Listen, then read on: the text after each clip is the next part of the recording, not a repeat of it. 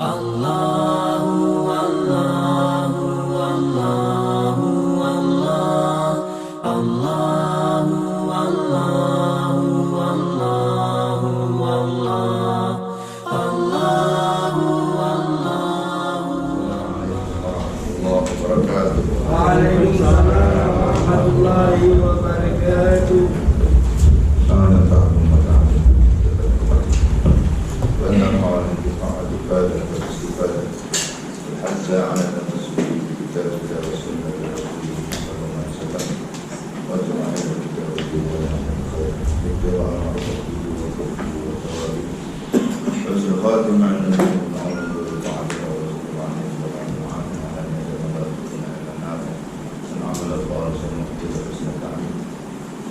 والدلالة على الهدى ويسر بذلك قول النبينا محمد صلى الله عليه وسلم أنه لا يمتحن ويطهر عليه ويقربنا في الدين يعني من التأويل التفسير الذين نسأل السبيل والصفات وأن الله يشفينا ويشفي مرضانا وأن الله يشفينا ويشفي مرضانا وعافينا وعافينا ويحول أحوالنا بأحسن حال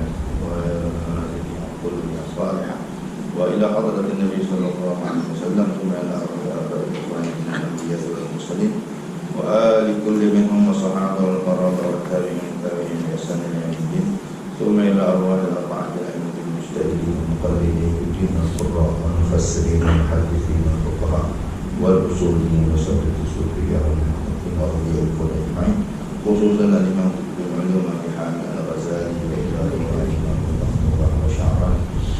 الإمام قطب الرشاد وزيبات البلاد الحبيب الله تعالى وإلى حجاج الحبيب والحبيب الإمام قطب عليه محمد الحبشي وإلى جميع الرجال والقاضي عن النوبة والحل والعقد وأهل النوبة وإلى رمز عليه نبي سيدنا مولانا سماحة المصدر المحافظ ومسلم عبد الله بن عبد الله إلى بيت سيدنا اللهم إنا نسأل من بلاد القدر وبلاد البلاد ومشارق الأرض ومغاربها من أزواجنا وآبائنا وأمهاتنا وإخواننا الذين سبقونا بالإيمان وإلى حضرة النبي صلى الله عليه وسلم شهد لهم الفاتحة إلى الشيخ محمد زمزم المالكي شهد لهم الفاتحة أعوذ بالله من الشيطان الرجيم بسم الله الرحمن الرحيم الحمد لله رب العالمين الرحمن الرحيم مالك يوم الدين إياك نعبد وإياك نستعين اهدنا الصراط المستقيم صراط الذين أنعمت عليهم غير المغضوب عليهم ولا الضالين بسم الله الرحمن الرحيم الحمد لله مقلب الأمور ومصرف الدهور والصلاة والسلام على سيدنا مولانا محمد بدر البدور وعلى آله وصحبه ذوي الفضل المشهور أما بعد رب اشرح لي صدري ويسر لي أمري وارفعني قدري واحلل عقدة من لساني يفقهوا قولي وسدد لساني واهد قلبي بحق سيدنا محمد صلى الله عليه وسلم.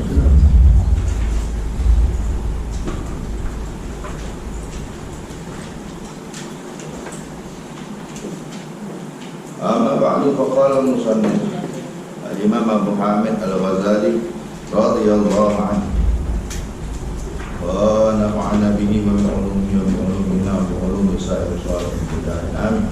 Berkata Tuhan mengarang kita Hidayah Imam Abu Hamid Al-Ghazali. Semoga Allah meridai beliau, semua redai kita, ibu bapa kita, guru-guru kita dan memberi manfaat, memberi berkat kepada kita dengan ilmu beliau di dunia dan di akhirat. Amin ya rabbal alamin. Pada muka surat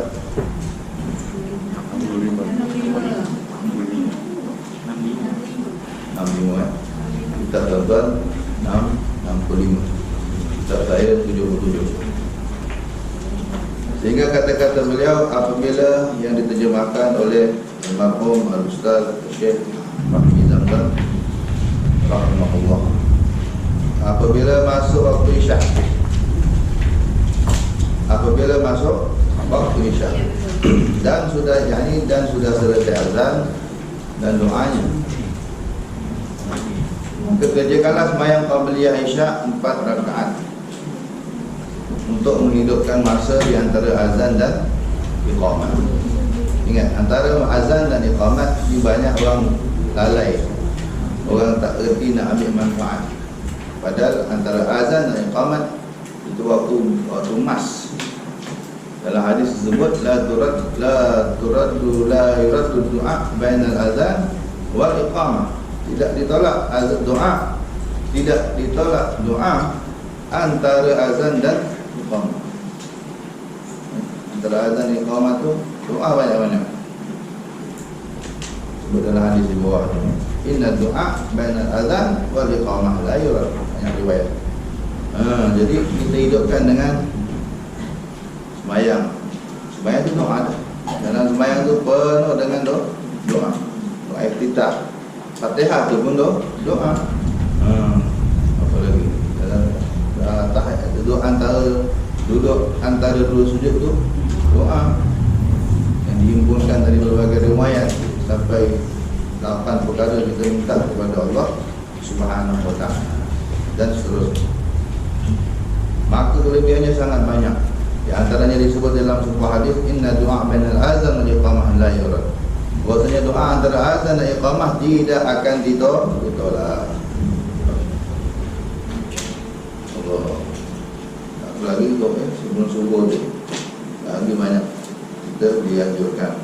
Kemudian dalam kau mengerjakan sembahyang isyak dan demi itu kita tunggu azan. Selagi tunggu qamat itu pun kita walaupun tak sembahyang, tadi sembahyang. Kalau kita tak sembahyang pun kita tunggu sembahyang namanya. Dapat pahala sedang sembahyang. 4 rakaat, dah 4 rakaat bila tak qamat lagi. Atau ada majlis ilmu, biasanya kat masjid ada majlis ilmu yang belajar lagi kan. Ada yang dia berceramah azannya berhenti, ada yang belajar terus. Okey, minit kan. Okey, tak apa. Kita tunggu sembahyang, niat tunggu sembahyang. Dapat pahala sembahyang. Dalam hadis sebut begitu, man madumtum fi shalah man tazartum lis shalah. Kamu dianggap dalam sembahyang, sedang sembahyang selagi kamu tunggu sembahyang. Kamu dianggap dalam sembahyang atau sedang sembahyang selagi kamu tunggu untuk sembahyang. Untung tunggu qamat tu ibadah. Tunggu qamat tu ibadah. Tunggu saja tu dapat pahala sembahyang. Apalagi diisi dengan baca Quran, selawat, zikir dan sebagainya, doa. Kemudian dalam kau mengerjakan sembahyang fardu isyak, bila dah ada qamat, kerjakanlah sembahyang fardu isyak dan sembahyang ba'diyah isyak pula 2 rakaat. Paling kurang 2 rakaat. Dan baca ilmu pada rakaat pertama akan surah As-Sajdah kalau wajib. Kalau apa tak apa boleh tengok. Kalau tak buat depan atau pakai handphone. Baca rakaat pertama surah As-Sajdah, Fatihah As-Sajdah. Setiap sujud nanti ada ayat surah, ayat apa? Sajdah sujud atau surah Yasin. Tak Sajdah Yasin. Dan pada rakaat yang kedua baca akan surah Al-Mulk atau surah Al-Dukhan. Jadi kawannya Sajdah, kawannya Mulk, Yasin kawannya Dukhan. Ini bagus dibaca dalam sembahyang ba'diyah isyak. Bagi orang tak biasa yang sakit kaki ya, muka, tapi boleh duduk. Sembahyang sunat boleh duduk.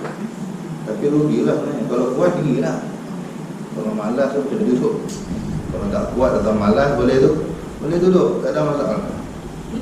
Tapi kalau ada kekuatan lagi, dirilah lama-lama. Untung orang yang selalu sembahyang panjangkan qiyam. Dalam sebuah hadis disebut tulul qiyam fi shalah, tulul qunut fi shalah yakhafifu sakaratil maut. Lama berdiri dalam sembahyang akan meringankan sakaratul maut. Kalau ingat sakaratul maut itu tak perlu. Apa dia? Yang mana tu? Kawan dia. Kalau ba'diyah isyak, selepas fardu isyak kita sayang ba'diyah isyak 2 rakaat kan, yang paling kurang 2 rakaat. Rakaat pertama Fatihah dan Sajdah. Rakaat kedua Fatihah dan Mulk. Tabarakalladzi biyadihi mulk. Itu kalau nak itu dia punya regu dia. Ataupun rajin lagi sikit, ni lagi panjang ni.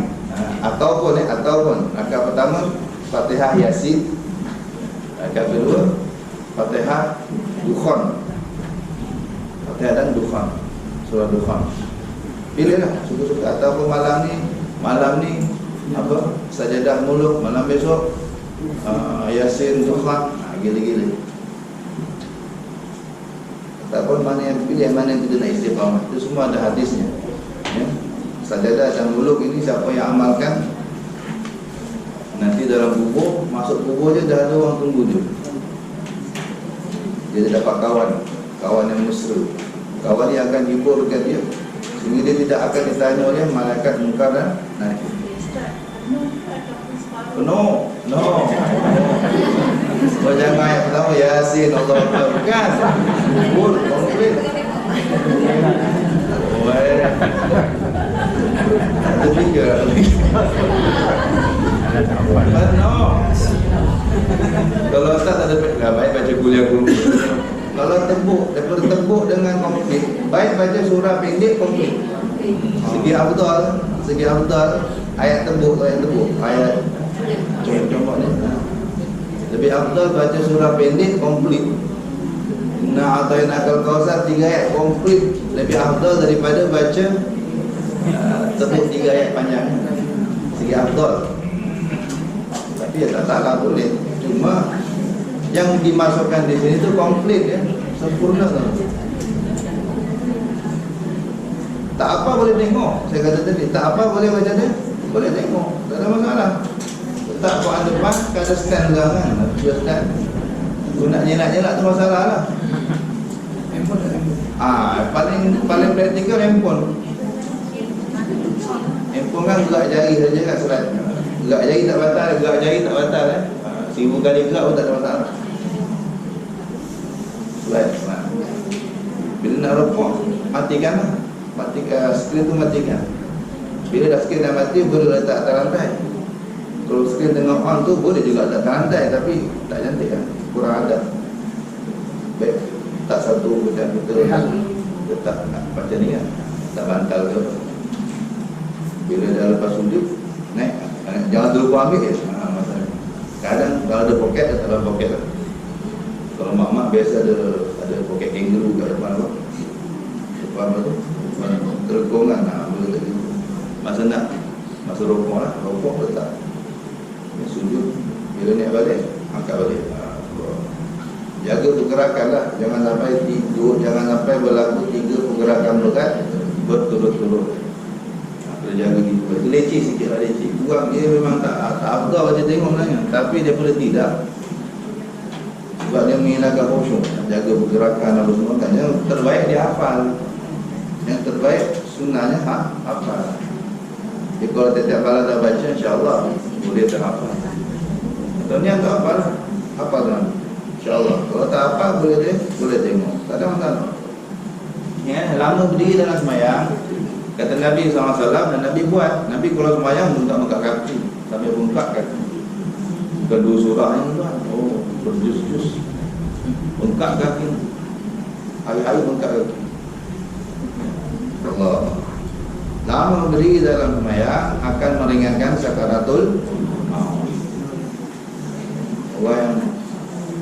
Orang yang rajin berdiri lama dalam sembahyang, baca Quran, baca surah panjang, insya-Allah matinya mudah. Mungkin tak rasa pun dia mati. Mungkin. Kita harap betul. Ada orang yang tak rasa dia mati. Pada sakit mati itu, alhamdulillah macam dilibas pedang 1000 kali. Macam kambing dilapah hidup. Itu dia bayang sakit. Kalau Allah tak ringankan, dan Nabi tak doa kemarin. Nabi telah doa, ya Allah, semua sakit mati mak aku pikulkan ke aku, umpahkan pada aku, supaya mak aku jangan rasa apa kuasa. Sebaik Nabi ada doa kan? Kalau Nabi tak doa, tak tahu macam mana kita nanti.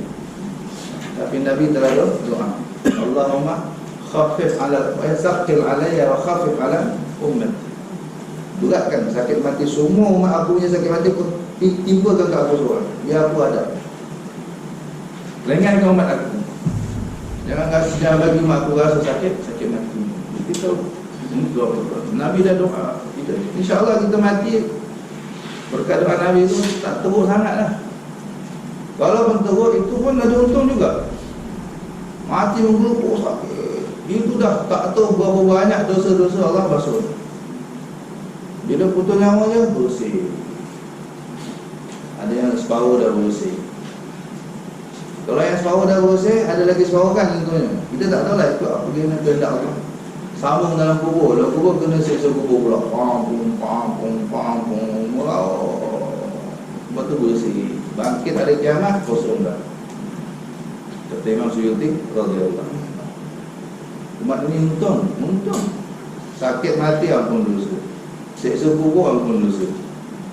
Jadi siksa lama dalam kubur, bangkit kiamat, waqat qamu mahasin, mereka bangkit dari kubur dalam keadaan bersih sudah dari dosa. Dan terus masuk syurga je. Tak ada apa nak cerita. Allah. Tapi na'udzubillah lah, kita tetap minta afiat. Tak jauh daripada seksa-seksa ni. Allah boleh bagi maaf tanpa perlu hukum. Allah boleh. Tapi biasanya Allah bagi pengajaran ni, bagi hukuman lah. Untuk ampun dosa boleh Allah seksa dulu. Tapi Allah juga mampu bagi ampunan tanpa hukuman. Bagi anugerah itu anugerah. Seperti doa Imam Abul Hasan Asy-Syadzuli. Imam Syadzuli itu selalu doa begitu. Waghfirli bila mihna. Ya Allah, ampunkan aku tanpa sebarang ujian, tanpa sebarang musibah. Kalau Allah bagi ujian itu sebenarnya Allah nak ampun dosa. Allah bagi kita sakit, Allah bagi kita masalah, Allah bagi kita pening, tension, segala macam, stres, itu semua ada dosa yang sudah diampuni. Tapi Imam Syadzuli minta kepada Allah, waghfirli bila mihna. Ya Allah, ampunkan aku tanpa sebarang ujian. Anugerah nak aku ampunnya dah. Sehat-sehat, buat maksiat, Allah ampun. Tapi macam sulit kan, macam ish. Tapi Allah boleh buat. Kita tetap sangka baik pada Allah minta terus pada Allah afiat. Mana afiat apa? Tak ada musibah apa-apa, tak ada sakit apa-apa. Tapi dalam masa kita minta Allah ampun begitu. Minta terus minta. Walaupun biasanya tidak. Biasanya memang Allah nak ampunkan dosa kita, memang akal Allah buat sesuatu lah. Hilang duit, hilang barang, hilang tu ya Allah. Kalau ada apa, sakit tu sakit ni, musibah tu musibah ni, kena tipu orang, itu semua ampun dosa. Ada dosa yang sayang kan. Jadi tak ada tu orang yang nak mati muda, mungkin tak rasa pun nak mati, tahu-tahu dah pindah alam ni, tahu-tahu dah pindah alam. Amalkanlah selalu sembahyang panjang-panjang. Aku nak baca, sudah dia ajarkan. Ba'diyah Isya tu amalkan qiyam dengan rakaat pertama sajadah, rakaat kedua mulut, ataupun rakaat pertama Yasin, rakaat kedua Dukhwan. Ya, amalkan ada segala dapat semua hidup sekali tuan-tuan buat. Malam kan terakhir lah niat kan. Benda-benda sunat macam ni cubalah amal walau seumur hidup sekali.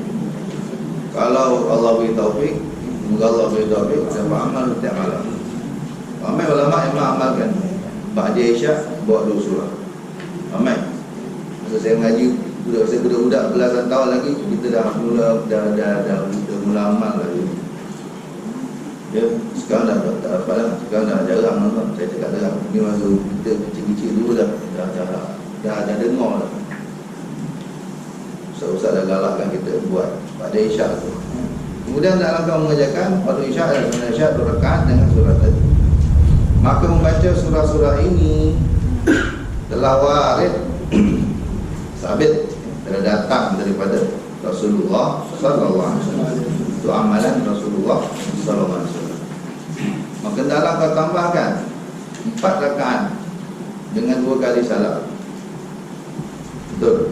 Dan selepas itu engkau tambahkan 4 rakaat dengan 2 kali salam. Jadi dia berapa dah? 6 rakaat. Sebab nak ambil satu anak riwayat kerana apa? 4 rakaat setelah Isya ini, yang lain daripada apa tadi? Ba'diyah. maka telah diriwayatkan daripada Rasulullah SAW akan kelebihannya yang sangat besar. Ini sembahyang sunat apa yang 4 rakaat ini? Nota kaki di bawah. Sembahyang yang 4 rakaat ini ialah sembahyang sunat mutlak ataupun solatul lail, dipanggil qiyamul lail. Qiyamul lail ni tak mesti tengah malam kan? Qiyamul lail yang dianjurkan bagi kita tu qiyamul lail tu bermula qiyamul lail selepas isyak. Selepas solat isyak, apa saja solat disebut qiyamul lail. Kalau selepas tidur, selepas tengah malam namanya tahajud. Kalau tak tidur macam lepas sembahyang isyak kan kita tak tidur. Kita terus buat sembahyang.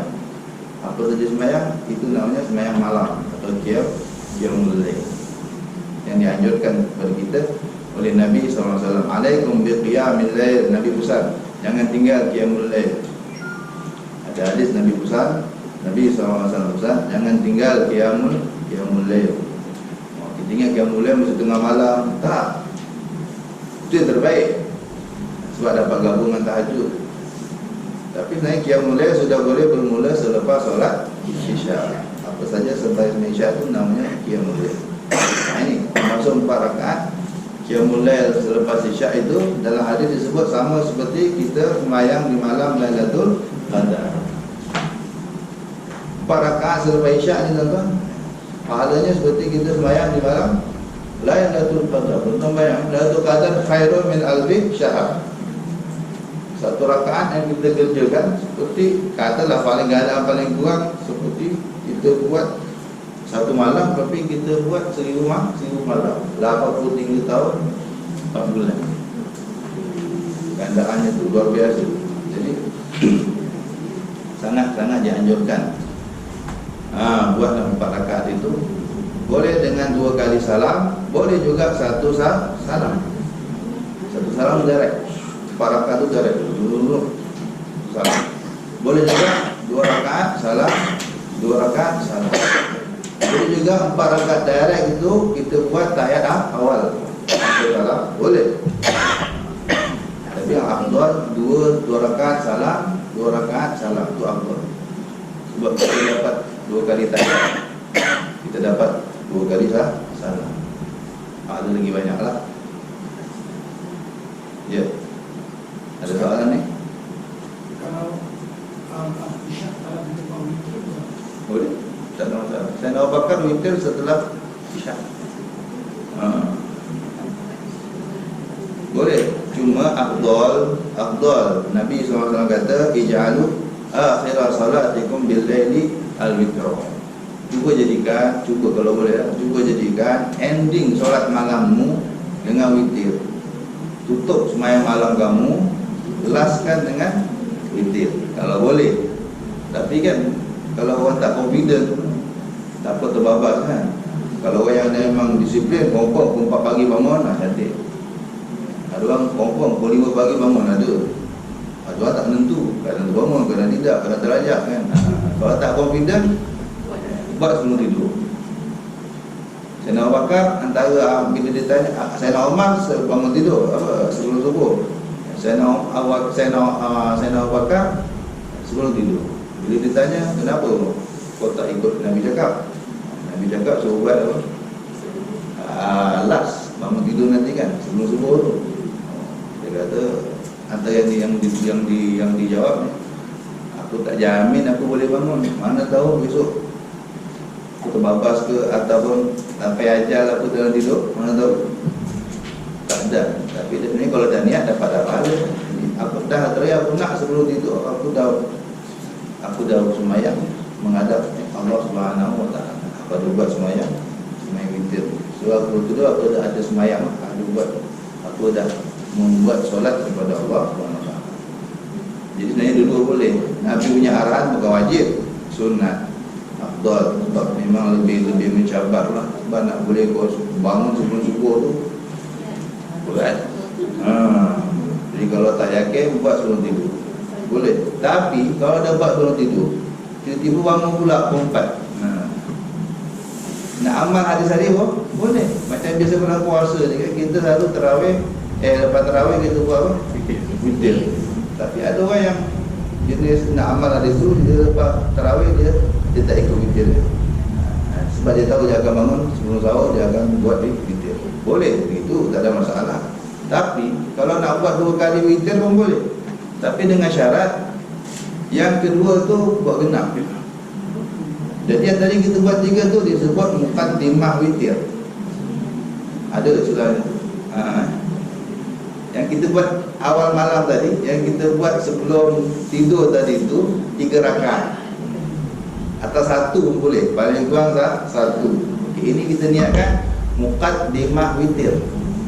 So nanti ada sambungan dia. Tidur dulu.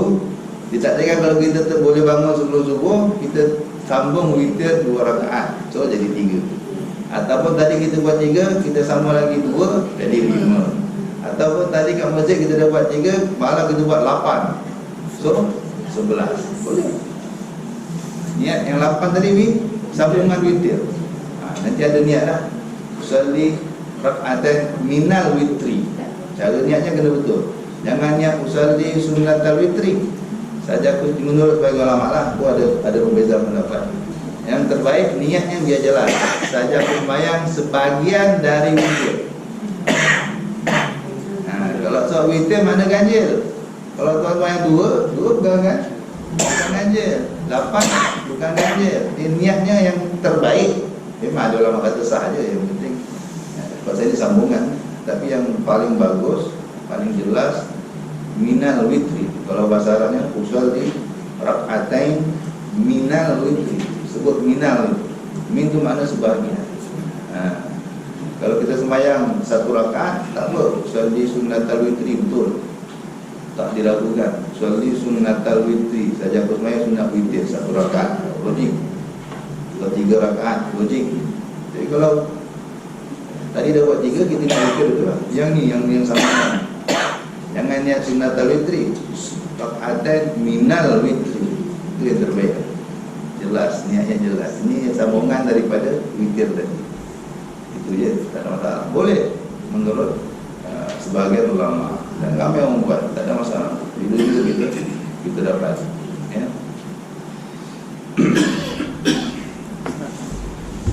Solat sunat yang 4 rakaat tu kita buat satu salam. Yang tahiyat awal tu tak ada lah. Boleh, nak buat tahiyat awal pun boleh. Boleh buat juga. Boleh, tak ada masalah. Tahiyat awal boleh, tak nak tahiyat awal pun boleh. Ikut saya kita lah. Tapi kalau saya lah ada tahiyat awal, baik salam terus. Ada tahiyat awal kan? Alam, Assalamualaikum. Tak apa, memang afdalnya sembahyang malam tu 2-2. Salatul laili masna kata Nabi SAW. Sembahyang malam tu bagus 2 rakaat salam, 2 rakaat salam, 2 rakaat salam. Salam tu dah pahala dah. Assalamualaikum. Banyak pahala salam. Bagi salam kan 20. Assalamualaikum 20 pahala kata Nabi SAW. Bagi salam kan pahala berapa tu? 20 kan. Bila jawab kita tambah lagi.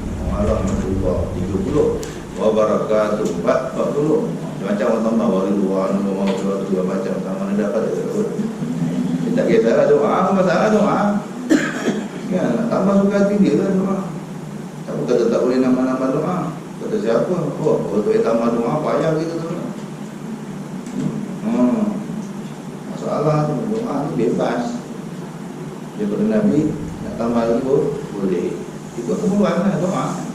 Apa kita nak kita minta, tak ada masalah. Dan nak langkah kerjakan sembahyang sunat witir 3 rakaat dan 2. Ini kita witir pula. Tadi bukan witir ya. Tadi apa? Sunat mutlak. Apa sunat mutlak? Usalli rak'atain. Saja aku sembahyang 2 rakaat. Dah. Witir bukan mutlak, mana tak terikat. Dia tak terikat dengan masa, dia tak terikat dengan waktu. Itu mana mutlak. Mutlak mana tak terikat. Ada sembahyang sunat terikat dengan masa. Dia ada masa-masa khas boleh buat. Witir, ya, ba'diyah, qabliyah tu dia terikat dengan masa. Iaitu sebelum sembahyang fardu. Kalau ba'diyah, qabliyah kan. Qabliyah dia terikat mesti sebelum sembahyang fardu. Ba'diyah nak buat dia terikat, dia mesti setelah sembahyang fardu. Itu qabliyah ba'diyah. Duha dia terikat, mesti tunggu time masuk waktu dan sampai zuhur. Ada waktu terikat. Apalagi sembahyang isyraq, Sembahyang apa lagi? Sembahyang ni ada waktu apa? Sembahyang tahiyatul masjid. Ada waktu dia lah, ataupun terikat dengan sebab. Ada lagi sembahyang sunat terikat dengan sebab. Tahiyatul masjid, masuk masjid. Pasal apa sembahyang ni? Sebab aku masuk masjid. Pasal apa sembahyang ni? Sebab baru lepas wudu. Itu namanya sembahyang sunat yang terikat dengan sebab. Pasal apa sembahyang ni? Sebab ada hajat. Sembahyang apa? Sembahyang hajat. Pasal apa sembahyang ni? Aku bingung lah, nak kahwin dengan dia ke nak kahwin dengan dia? Sembahyang apa tu? Istikharah. Semua ada sebab. Apa lagi? Pasal apa sembahyang ni? Barang aku hilang lah, kunci motor aku hilang lah. Sembahyang apa? Tak tahu. Orang kita sembahyang hajat je. Tak, dia ada sembahyang khas. Sebenarnya sembahyang raddid dallah. Raddid dallah. Tapi biasa orang kita sembahyang hajat je. Tak kisahlah, sama hajat juga tu kan. Boleh juga secara umum kita buka sembahyang hajat. Tapi sebenarnya spesifik ada sembahyang raddid dallah. Sembahyang untuk kembalikan barang hilang. Bila barang hilang sembahyang 2 rakaat. InsyaAllah baru jumpa balik. Raddi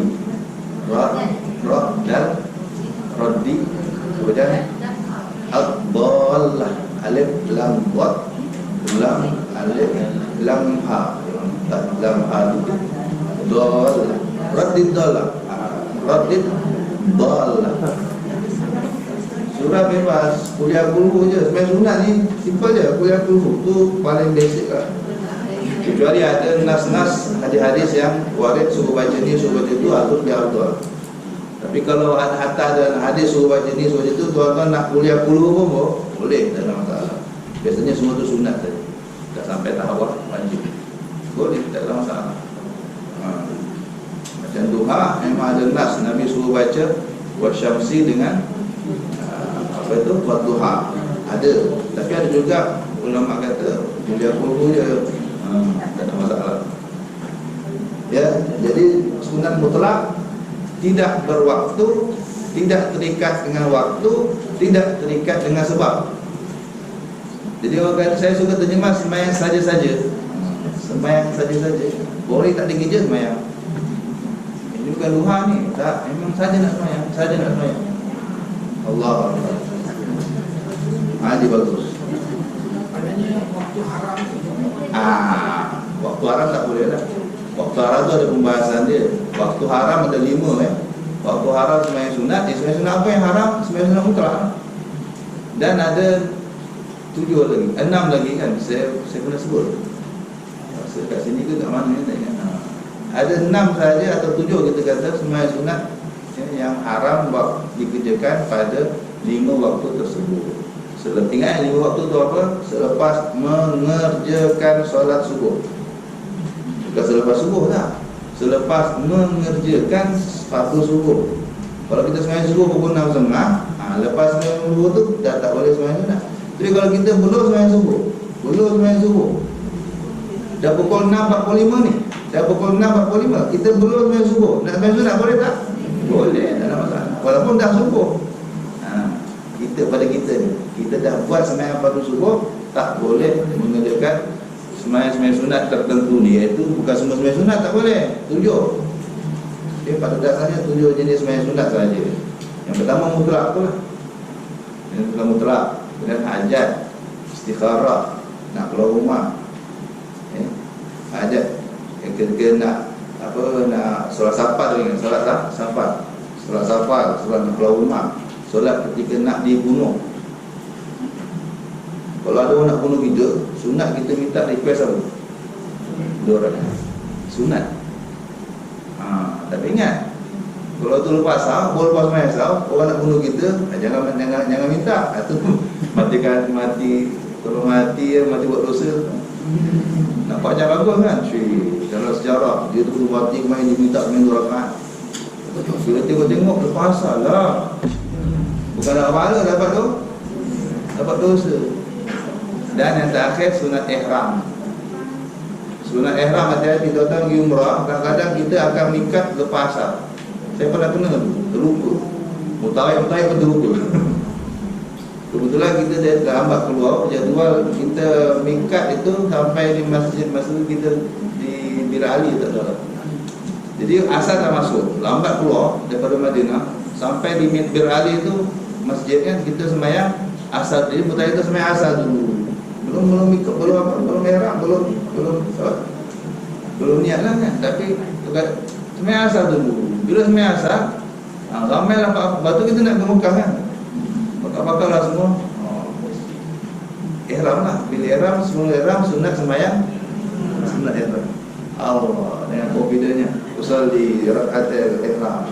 Allah. Assalamualaikum, assalamualaikum kita punya nawaitul umrah wa ahramtu biha an nafsi lillahi ta'ala labbaik Allahumma la adrik tu naik kelas. Semua tu semua awal. Tapi sebab lupa tak apa lah. Benda jangan jadi. Ada umrah berapa tahun sekali. Tak ada dosa, insya-Allah tak dosa. Tapi itulah sepatut mutawid kena peka benda ni kan. Itu tanggungjawab dia. Dia mutawid kan. Mutawid ni mesti ada ilmu. Jadi antara 7 sembahyang sunat tu, dah ingat tak apa dia? Pertama apa tadi yang tak boleh? Surah mutlak. Kedua, hajat. Ketiga, istikharah. Keempat, safar. Kelima, nak keluar rumah. Nak keluar rumah ni walaupun nak pergi beli barang, sunat sembahyang sunat. Apa lagi? Yang kedua, jaga apa? Yang kedua ni? Yang sekarang yang keenam, ketika nak dibunuh. Orang nak bunuh kita, ada permintaan terakhir, KFC 1, minta 2 rakaat. Ramai ulama-ulama orang soleh dulu, ketika mereka nak dibunuh, mereka minta sembahyang 2 rakaat, 4 rakaat. Macam dia cerita. Ada yang Allah bantu, ada yang Allah tak bantu.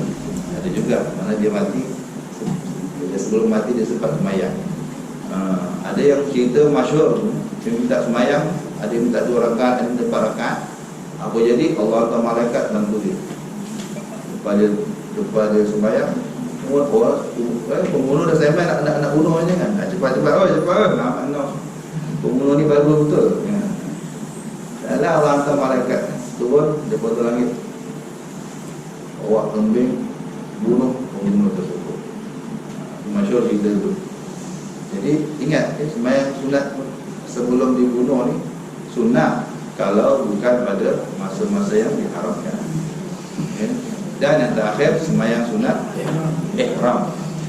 Mana sunat ihram? Sebelum nak niat ihram, sebelum nak niat haji atau umrah, sunat sembahyang 2 rakaat.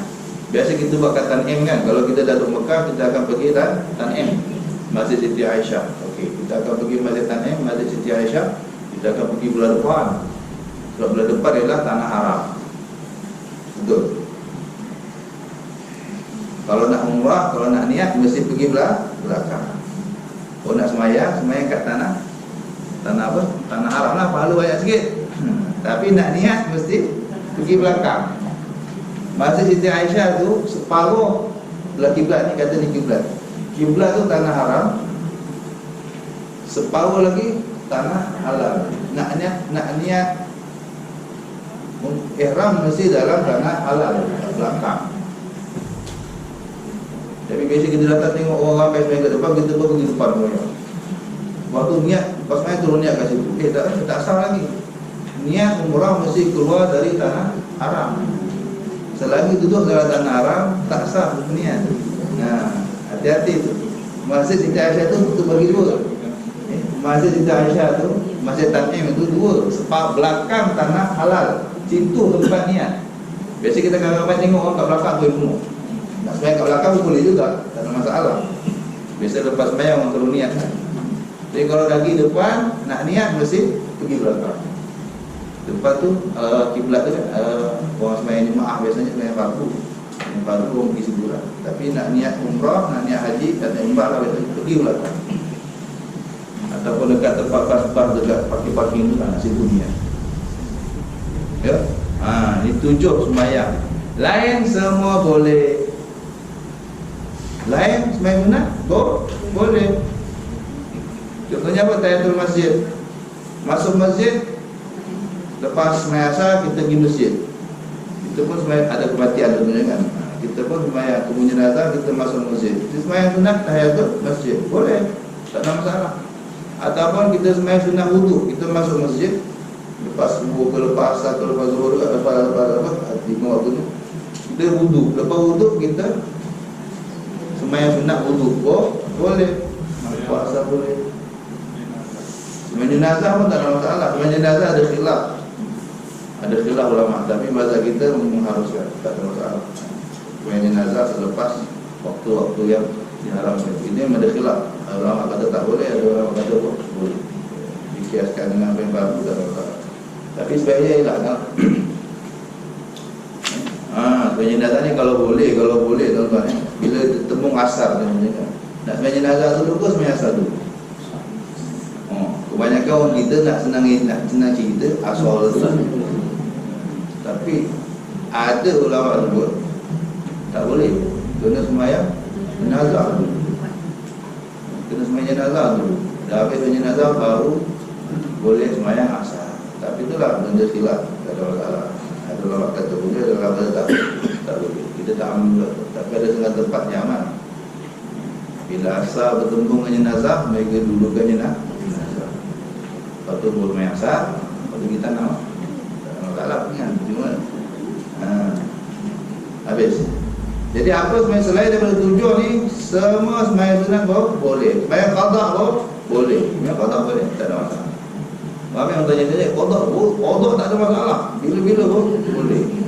Dan ini semua tak berlaku di tanah haram. Kalau kita kat Mekah, selagi kita duduk tanah haram, 5 waktu ni tak ada function. Hang kata apa? Abai kata. Dan juga hari Jumaat. Hari Jumaat, walaupun matahari tegak atas kepala tu batu merah, tapi hari untuk hari Jumaat diharuskan. Tak ada Mekah. Semua tu boleh. Adzan di tanah haram Mekah. Kita dalam hotel kita, kalau hotel kita tanah haram, 5 waktu ni abai kata. Tak ada hal. Sembahyang apa semua yang itu pengecualian. Baik. Habis. Itu 4 rakaat itu pahalanya sangat besar, iaitu seperti beribadat di malam Lailatul Qadar. Selepas itu hendaklah kau kerjakan sembahyang sunat witir 3 rakaat dengan 2 kali salam. Boleh tak 3 rakaat direct 1 salam? Boleh, tapi makruh.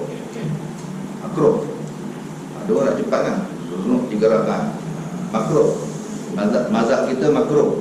Ada larangan dari Nabi sallallahu alaihi wasallam. Nabi sallallahu alaihi wasallam kata, jangan jadikan witir macam maghrib. Mana pun 1 salam.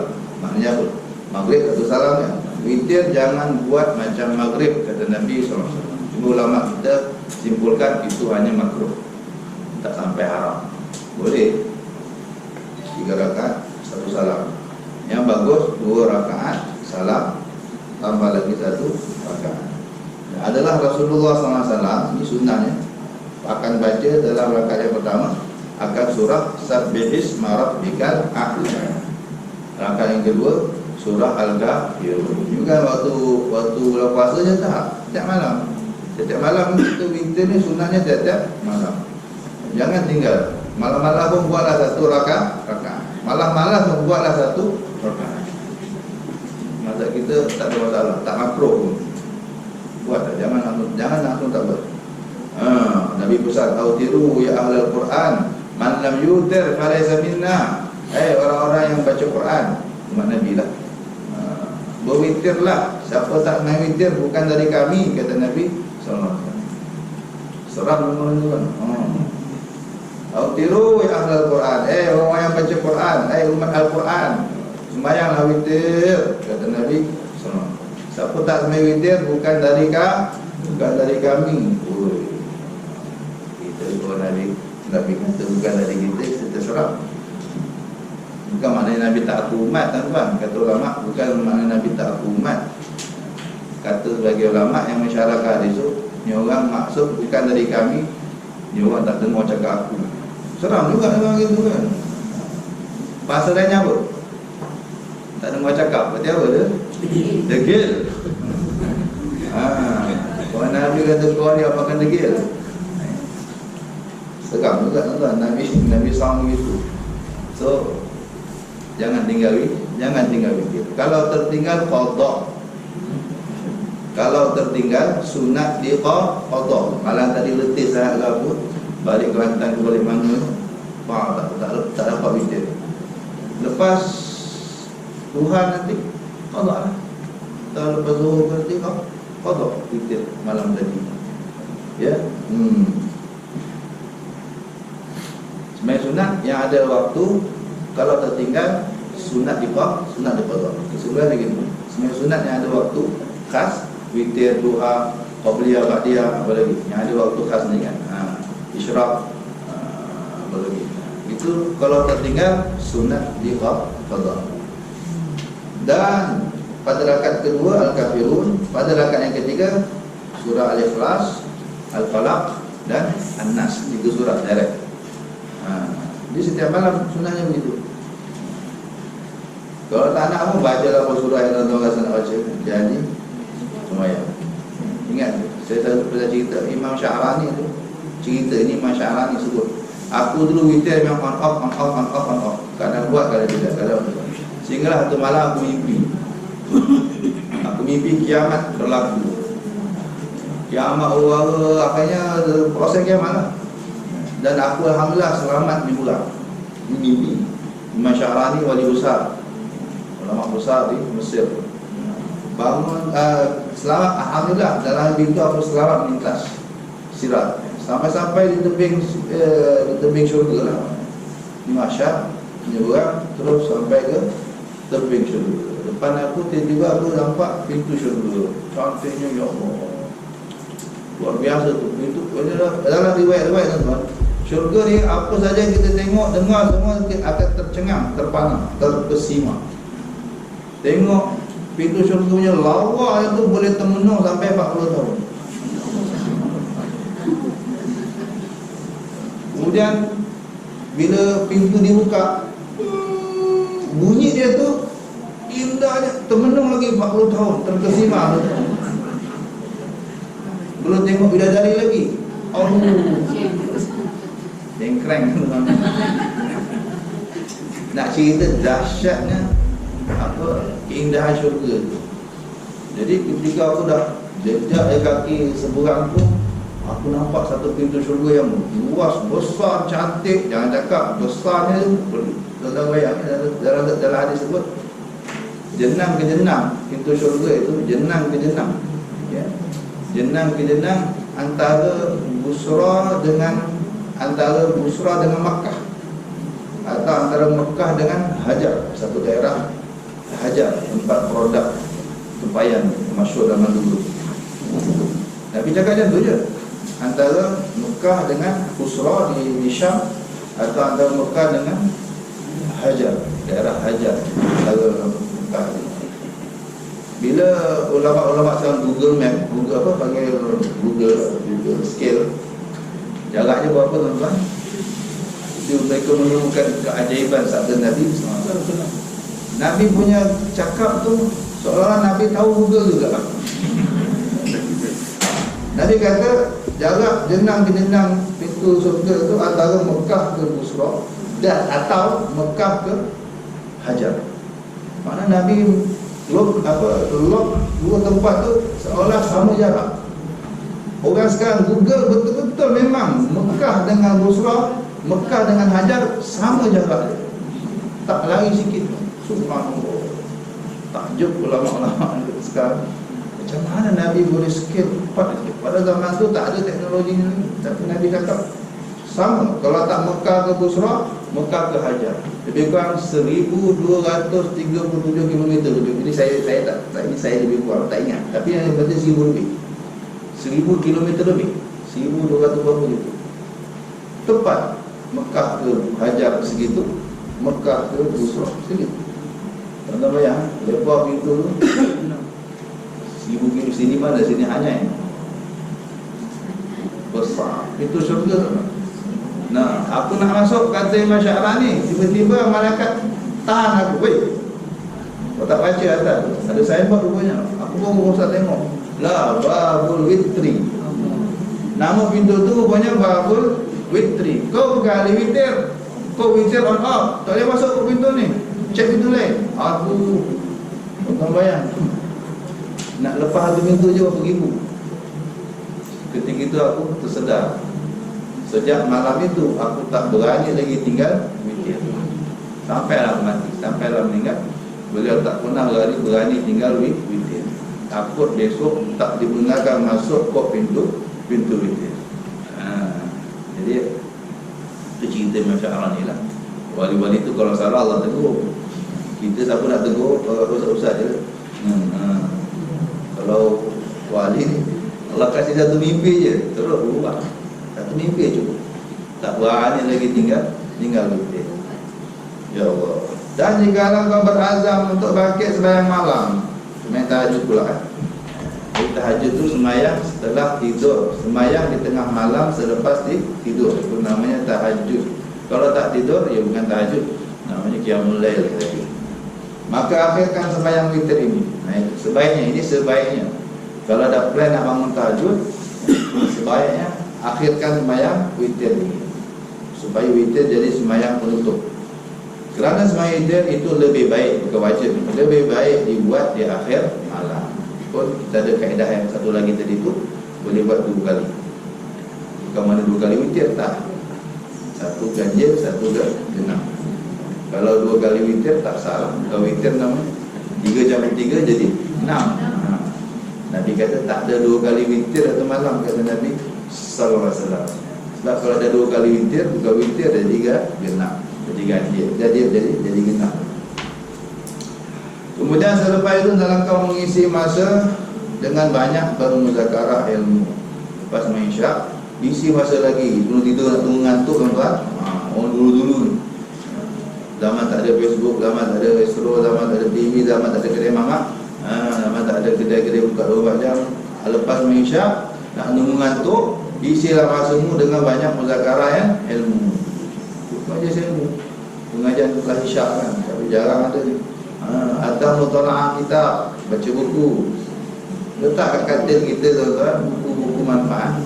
Bacalah sebelum tidur, semuka barang, semuka 2. Dekat kepala katil kita tu, buat terang kan? Biasa kan? Sebelum tidur ambil satu buku-buku manfaat, buku-buku macam ni lah kan, buku-buku tasawuf, cerita-cerita sahabat ke, cerita-cerita wali ke, tafsir ke, apa buku yang manfaat untuk kita baca sebelum tidur, supaya tidur kita tidur dalam keadaan diisi minda kita dengan benda-benda manfaat. Kalau tuan-tuan jadi menghafal Quran, boleh menghafal sebelum tidur. Itu antara waktu yang bagus untuk menghafal sebelum tidur. Sebelum tidur kita menghafal, kita tidur dengan hafalan. Itu sangat kuat, sangat berkat insya-Allah. Dan jangan kau suka buang masa dengan bermain-main, buat tak gila. Bahkan berusahalah supaya kau dapat menjadikan amalan kebaikan. Jadikan amalan kebaikan apa saja yang menyudahi segala pekerjaanmu pada hari itu. Pastikan sebelum kita terlelap itu benda baik yang kita buat. Zikir kah, selawat kah, baca Quran kah, semayang kah, apa lagi. Pastikan benda baik. Jangan kita tertidur dalam keadaan tak baik. Tengah tengok TV, biasanya kan TV, dalam TV tengok dia. Dia tengok TV, dalam TV tengok dia. Tak bayang, kalau mati masa tu, mati dalam sejarah tulis dia mati ketika sedang tengok TV. Na'udzubillah. Na'udzubillah. Jadi kita nak mati macam mana? Jadi tidur ni hati-hati, sebelum tidur prepare. Sebab an-naum akhul maut, kata Nabi SAW. Tidur itu adik kematian. Siapkan diri sebelum tidur, insya-Allah itulah akan jadi sebelum kita mati. Kalau kita tidur, kita dah semayang, dah zikir, insya-Allah kita akhiri kita punya hayat malam itu dengan kebaikan, husnul khatimah. Usahakan.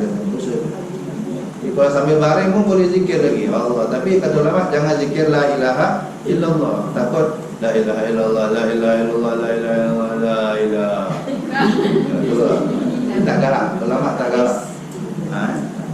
Jadi apa nak zikir? Selawat atau Allah. Gitu. Aman.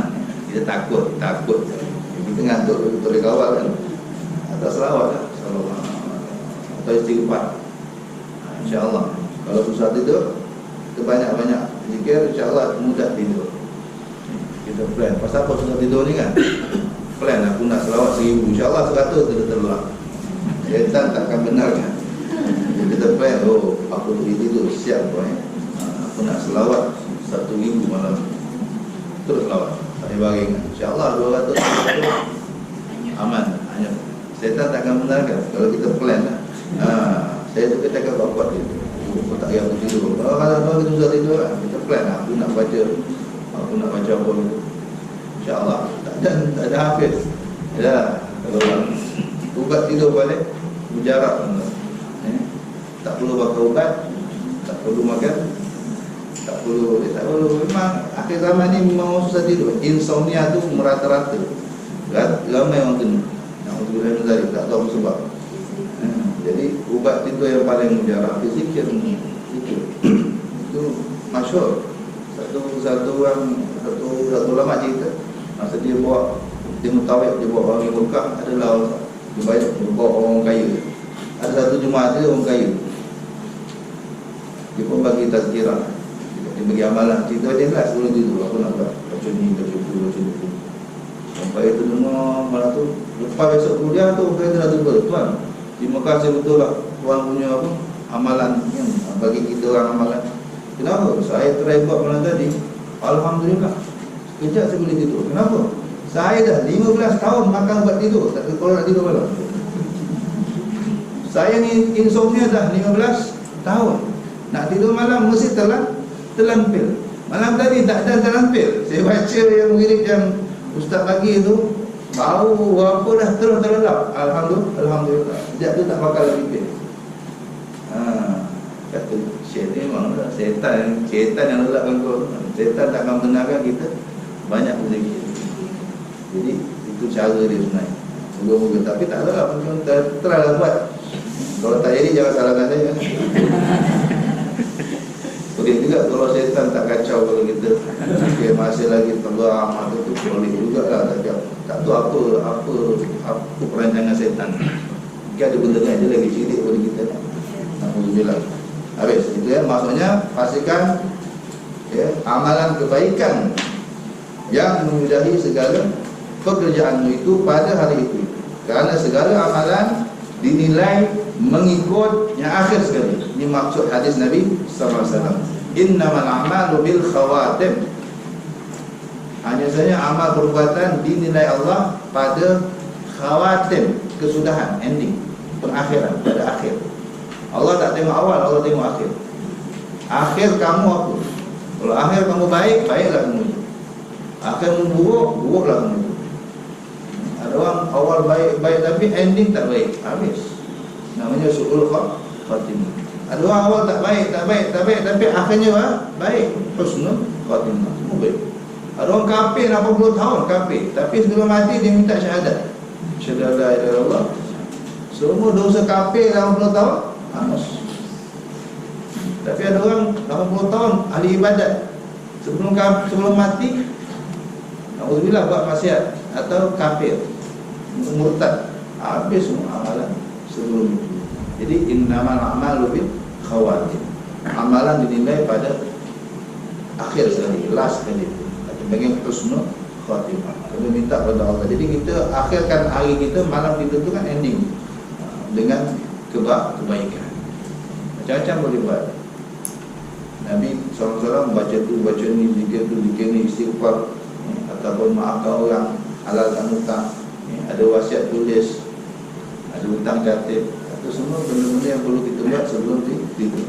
Andai kata kita tak bangun, hutang kita tercatat, wasiat kita jelas, orang tak tahu, waris tahu untuk kita laksanakan, mereka laksanakan. Itu yang kita dianjurkan. Semoga Allah SWT memurniakan kita husnul khitam, husnul khatimah. Amin ya rabbal alamin. Nanti selepas ini akan disebut adab-adab tidur. Apa nak buat sebelum tidur? InsyaAllah macam-macam kita akan tengok apa Nabi buat. Nak cerita Nabi bukan atas tidur. Nabi akan habiskan masa kita memang mungkin setengah jam kalau kita buat, tak habis-habis, tak tidur lagi. Macam-macam baca. Surah tu, surah ni, doa tu, doa ni. Ya. Jadi yang terpenting buatlah persiapan sebelum tidur. Macam mana kita buat persiapan sebelum mati. Ingat, tidur ialah mati. Adik mati sebenarnya. Mungkin dah ramai orang tak akan bangun selepas tidur. Di akhir zaman paling banyak berlaku kata Nabi SAW, mautul fujaah, mati mengejut, mati dalam tidur. Di antara amalan tak nak mati dalam tidur, baca Bismillahirrahmanirrahim 21 kali. Amalkan, insya-Allah jauh daripada mati mengejut. Moga-moga, amin ya rabbal alamin. Ada soalan lain? Tak ada. Sila.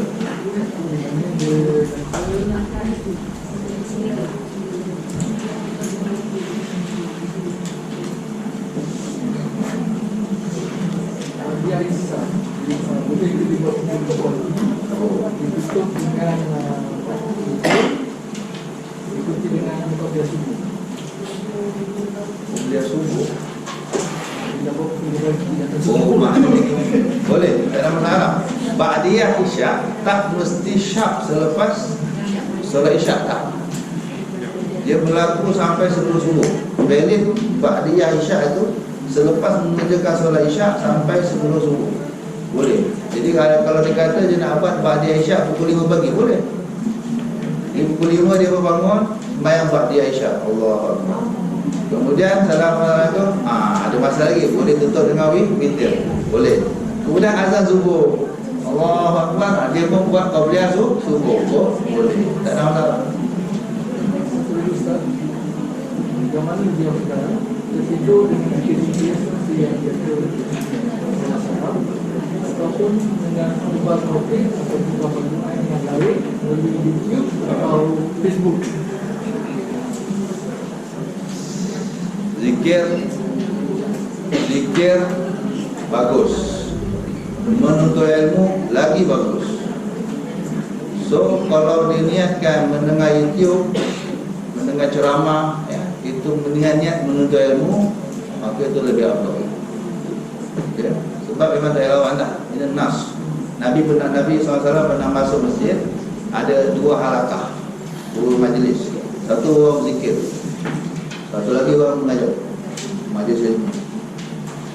Nabi SAW bila sahabat Nabi kata kilahuma ala khair, dulu bagus, Masya Allah, dulu bagus, zikir bagus, orang mengaji bagus. Tapi akhirnya Nabi memilih duduk mana?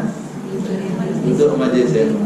Walihada mu'istu, tapi untuk ini aku diutus. Nabi sebut apa?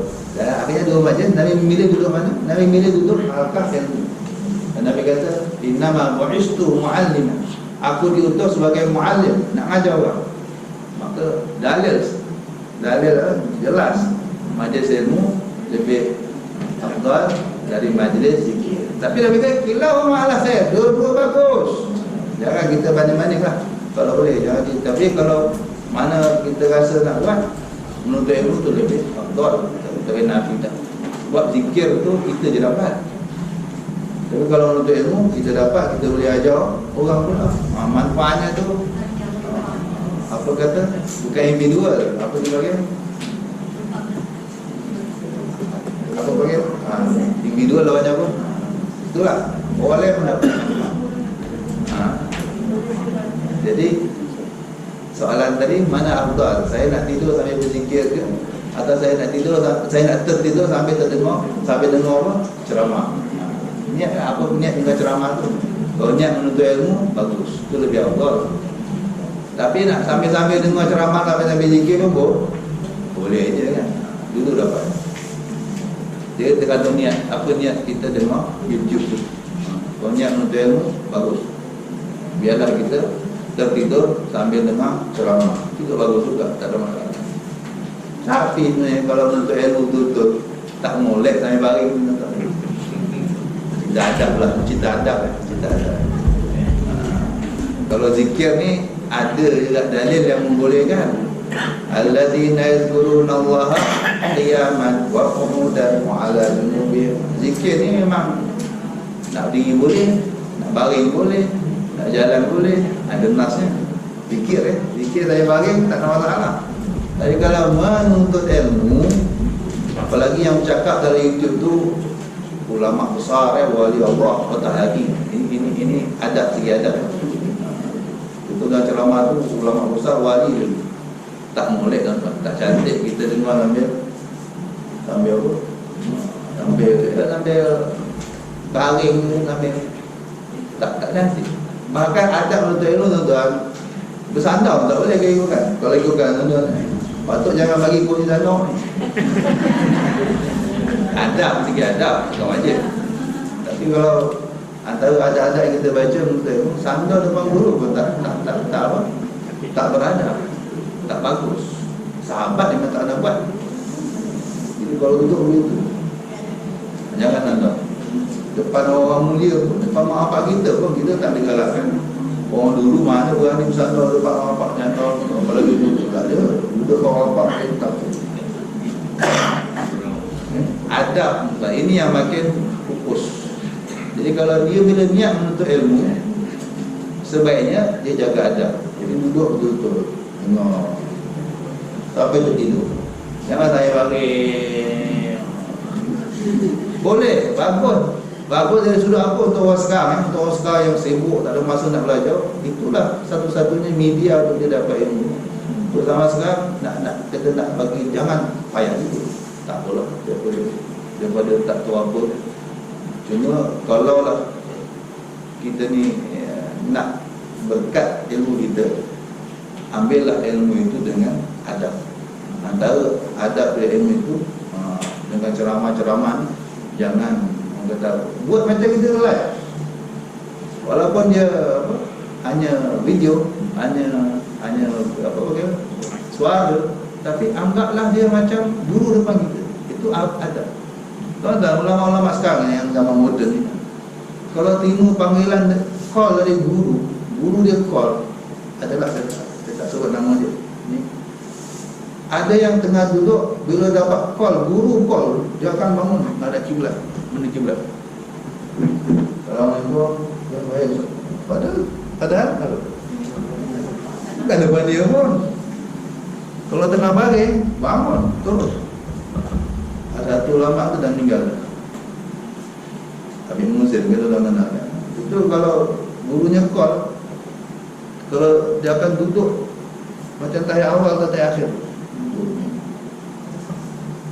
Ada yang satu kawannya, Habib Kazim, kalau gurunya call terus cek kiblat dari kiblat. Baik, masya-Allah. Kita cikgu kita call, mak orang kita call sama. Ya mak. Padahal mak bapak kita tu masya-Allah wali, guru kita yang ajar kita baik buruk kanan kiri depan belakang. Sepatutnya kan. Ini padahal belum live, bukan live, hanya suara. Tapi itu adab. Mereka-mereka ni yang akhirnya jadi ulama kelas dunia. Kita ini ulama level kampung ni macam saya. Mereka ni ulama kelas dunia. Syekh Muhammad Awamah juga begitu sama. Ramai ulama-ulama yang kontemporer itu, bila kita gaul itu takjub gitu, ya Allah, adab mereka luar biasa. Dengan guru tu telefon macam kan live. Tahu juga kalau sebaiknya ini akan mempengaruhi keberkatan. Ya.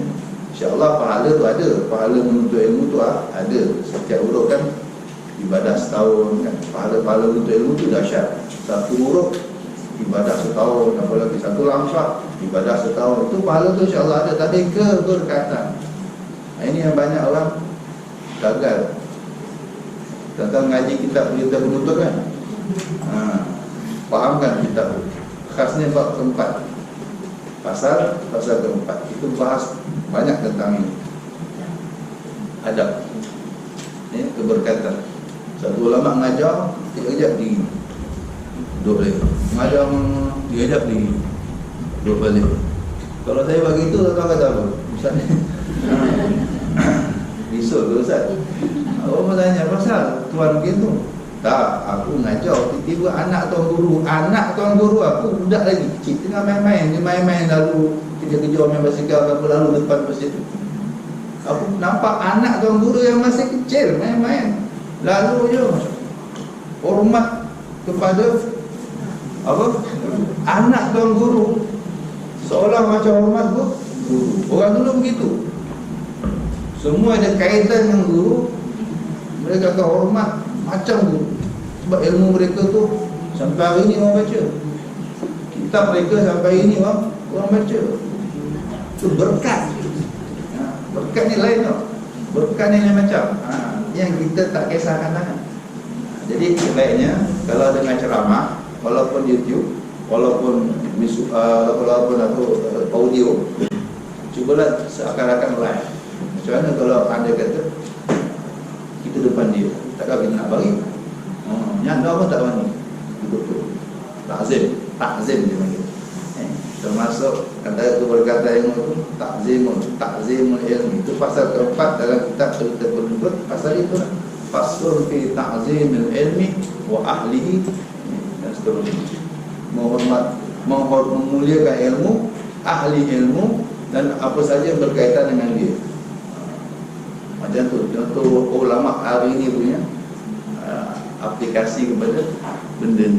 Ulama tu jangan cakap lah, lagi dahsyat, luar biasa. Wallahualam. Jadi soalan tadi tu boleh, bagus. Bagi saya itu lebih afdal, sebab ilmu ni dia bukan untuk kita seorang. Bila kita dapat, kita boleh share. Kalau zikir kita seorang, jadi memang lebih afdal begitulah. Cuma kalau boleh lah, minta kepada Allah taufik untuk lebih beradab. Allah.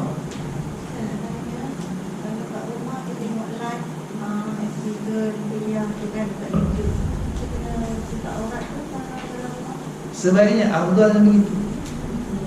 Macam saya cakap tadi lah, walaupun benda ni laptop je kan, atau handphone je, cuba kita buat seakan-akan kita depan guru. Cuba. Memang tak wajib, memang tak sama, tapi Allah tu memberi. Allah tu tak ada benda yang kita buat Allah sia-siakan, Allah abaikan. Tak ada benda. Susah kita tu, leceh kita tu, kira-kira Allah nilai tak? Masih ada barakahnya. Dengan orang yang tak buat, dengan orang yang buat, agak-agak Allah beri sama. Satu orang belajar main-main, tak ada adab, dengan satu orang belajar dengan adab. Allah sama-sama mengaji ni, tapi apa gerangan yang Allah beri pada yang beradab. Ini semua dalam kitab Berita Menuntut sebut. Kajian ratusan tahun. Bila ada dua orang mengaji, dua orang satu kampung mengaji, merantau. Bila balik yang jadi seorang je, yang seorang tak jadi. Padahal sama-sama mengaji, sama-sama puluhan tahun. Tapi bila balik, yang berjaya jadi ulama seorang. Ada sebut dalam kitab Berita Menuntut. Ulama buat kajian, betul-betul ulama buat kajian. Apa pasal dua ni seorang jadi seorang tidak? Rupanya yang seorang yang jadi ni, dia cukup jaga adab ketika dia mengaji. Dia kalau baca kitab, dia akan menghadap kiblat atau menghadap rumah guru dia. Tak berani nunjuk kaki ke arah rumah guru dia. Kita tak fikir ni rumah guru tuan-tuan arah mana? Rumah ustaz kita ni. Tak boleh nak nunjuk kaki kau kan. Dia cukup jaga. Walaupun tu puluhan kilo. Ini rumah guru aku, contoh rumah guru kita orang Johor. Kita tak mana arah Johor, tak berani nunjuk kaki arah Johor. Yang seorang lagi ikut dan dia je. Dia nak ada kiblat ke, dia tak jaga adab. Ulama kata walihada. Inilah sebab yang ni jadi, yang tu tak jadi. Ingat segala leceh kita tu, segala susah payah kita tu ada nilai di sisi Allah. Pasti ada. Itu teman. Ada satu ulama di Indo, Kiai Khalil Bangkalan, wali besar. Itu Madura, yes. Beliau katanya naik kereta kuda, kereta tandu biasa lah, panggil apa tu? Panggil kereta kuda tu apa ni? Bendi. Tak ada satu lagi. Lupa. Terpinggir tu. Naik apa? Jadi kereta kuda dengan murid, dua orang murid letak motor. Sampai lepas tu Kiai borak dengan usir dengan driver. Berapa sepak? Ini kuda berapa sepak? bagus. Ini kuda dari Bima. Bima tu Madura ujung lagi. Madura, Bali, Lombok, Sumbawa. Sumbawa tu ujung Indonesia tu. Ada satu daerah nama Bima, Nusa Tenggara Barat. Bila dengar ni kuda bagus memang Kiai, ni kuda dari Bima. Dari Bima. Stop. Kenapa? Sudah. Padahal belum sampai. Turun dengan murid bayar tambah penuh. Lepas tu nangis Kiai Khalid, nangis tepi jalan. Murid terkejut dulu. Apa kalau Kiai pula ni? Murid tanya, kenapa Kiai nangis? Kenapa kita turun belum sampai? Ketika Derepak usir tadi kata kudanya dari Bima, aku takut sebab guruku dari Bima. Aku ada guru yang dari daerah Bima. Aku ada salah seorang guru dari daerah Bima. Aku takut kuda ini pernah ditunggang guru aku. Aku khawatir, padahal belum tentu kemungkinan guru kecil tu. Kemungkinan kuda yang bagus ini pernah ditunggang guru. Maka satu kebiadaban kalau aku guna kuda yang pernah diguna oleh guru. Tak berani. Nangis kenapa? Aku takut Allah cabut berkat ilmu.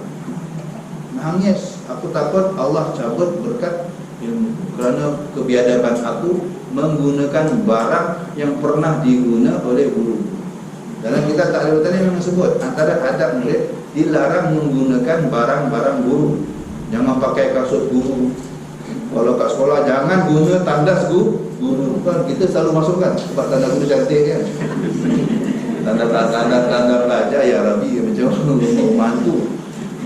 Saya tu tahu kan, selalu dia yang masuk tanda guru. Sebab cantik, pusing. Tanda budak ya Rabbi pusing hancing. Bila dah ngaji ya Allah, tak boleh. Itu biadab.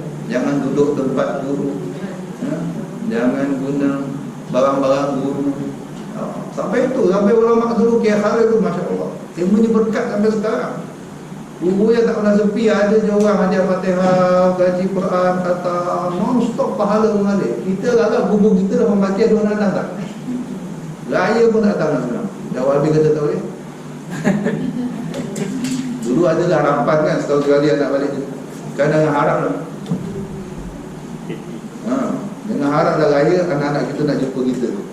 Tak Fatihahkan kita kat guru kita. Dah sepi dah guru raya sekarang. Berjaya pun habis. Kempen kan. Ni raya untuk happy-happy pasal ada sedih-sedih saya dah guru. Ramai pula.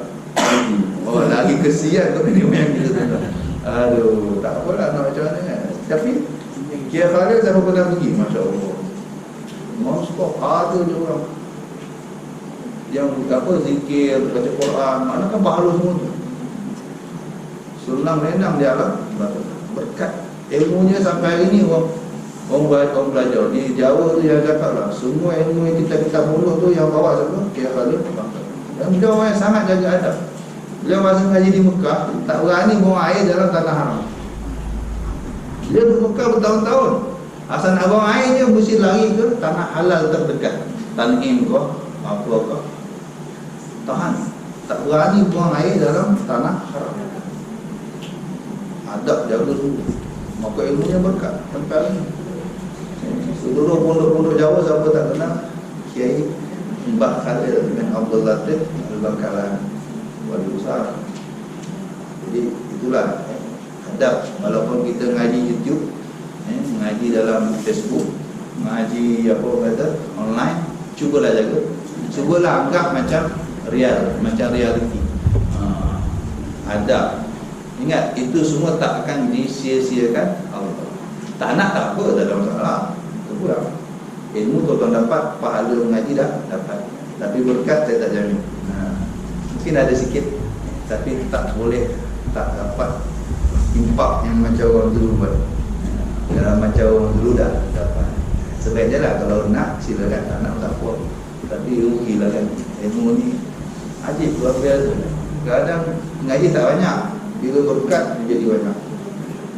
Ngaji tak lama, tapi kalau berkat sangat manfaat. Yang penting keberkatan Allah. Ada lagi?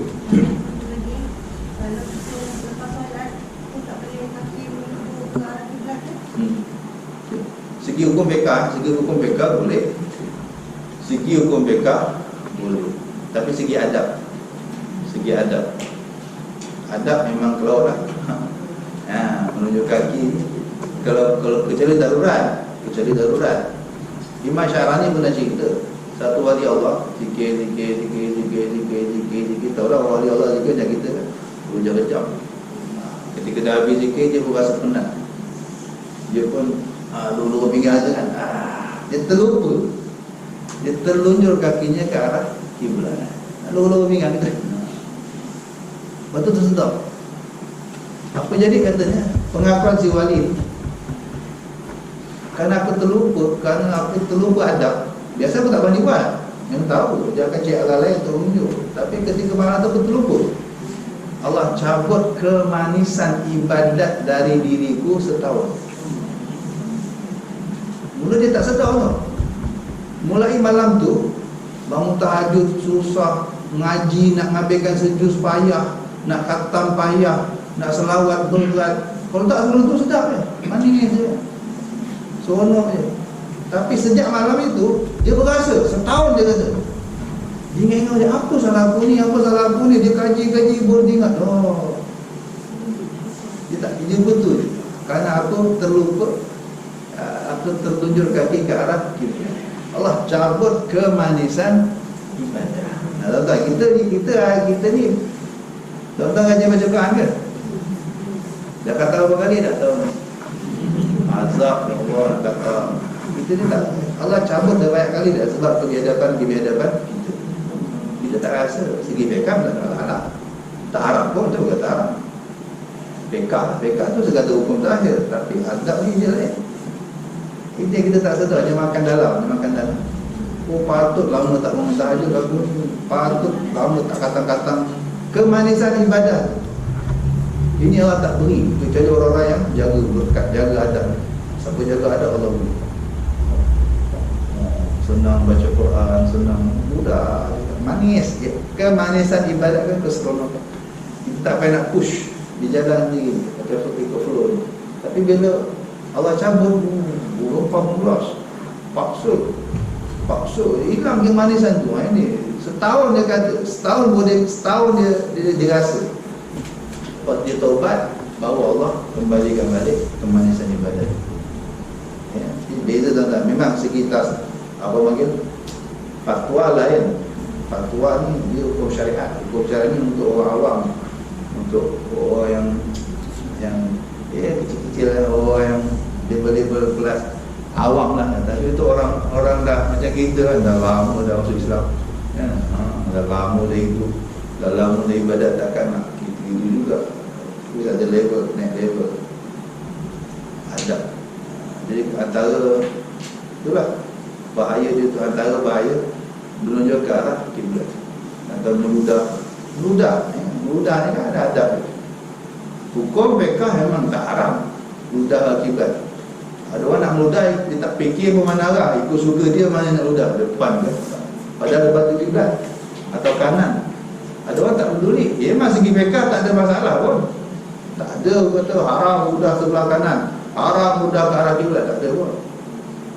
Tapi segi azab laut. Adab memang makruh. Jangan ludah arah kanan, jangan ludah arah kiblat. Dua arah ni kita jaga. Kiblat kanan. Kalau nak berludah selain arah ni, antara dia buat kiri tu pun kalau bukan kiblat. Kalau kiri kita kiblat tak boleh juga.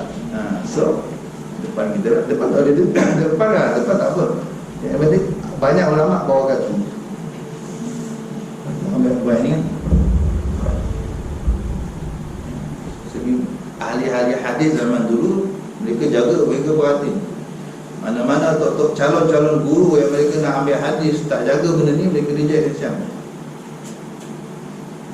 Ada satu ulama, ada satu dia nak ambil hadis, nak ambil hadis, dijarah ulama tu, dia ulama tu ludah kiblat. Terus tukar niat, tak ada jarah biasa. Tinggal ada bab ni pun dia fail, nak jaga.